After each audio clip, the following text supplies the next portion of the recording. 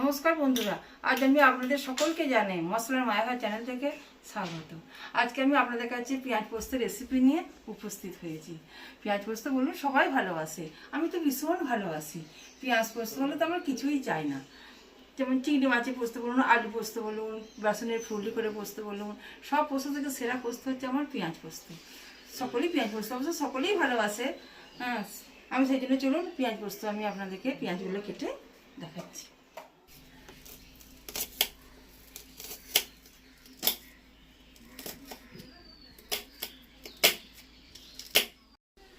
আমি পেঁয়াজটা কেটে রেডি করে দিলাম। এরপরে আমি গ্যাসটা জ্বালাবো। গ্যাসটা জ্বালিয়ে কড়াইটা বসালাম। সর্ষের তেল দেবো, একটু বেশি করেই দিতে হবে। এর মধ্যে আমি কালো জিরে দিলাম,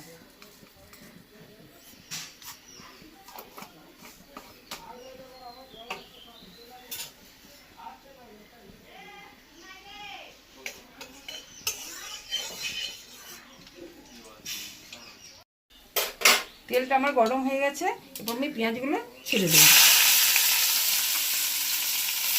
একটু বেশি করেই পেঁয়াজ নিয়েছি, আর এই যে নাচ্ছি তো আমরা, নুন দিলে পরে জল কেটে যাবে, পেঁয়াজ থেকে জল ছেড়ে যাবে। এতে আমি এখন একটু ভালো করে নাড়াচাড়া করে পেঁয়াজগুলোকে ভেজে নিই।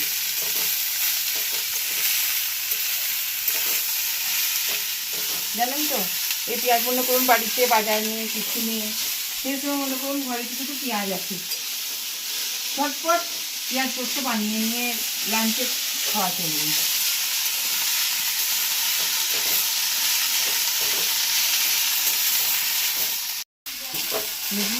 পেঁয়াজগুলো আমার লাল করে অনেকটা ভাজা হয়ে গেছে। এরপর আমি এতে নুন দেব, পরিমাণ মতো নুন দিলাম, আর দিলাম কাশ্মীরি লঙ্কা গুঁড়ো।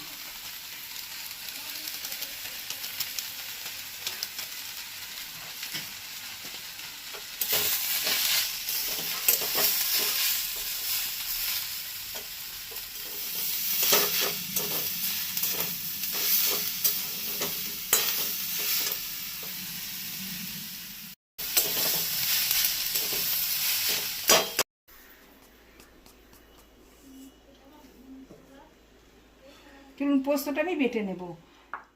ড্রাই অবস্থাটা একবার ঘুরিয়ে নেবেন।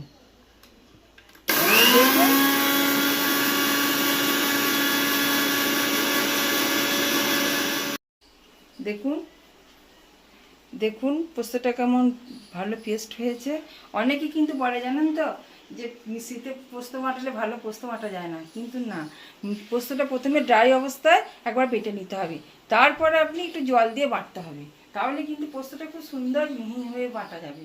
আমার লাল করে ভাজা হয়ে গেছে, পেঁয়াজটা আমার লাল করে ভাজা হয়ে গেছে। এরপর আমি পোস্তটা দিয়ে দেবো।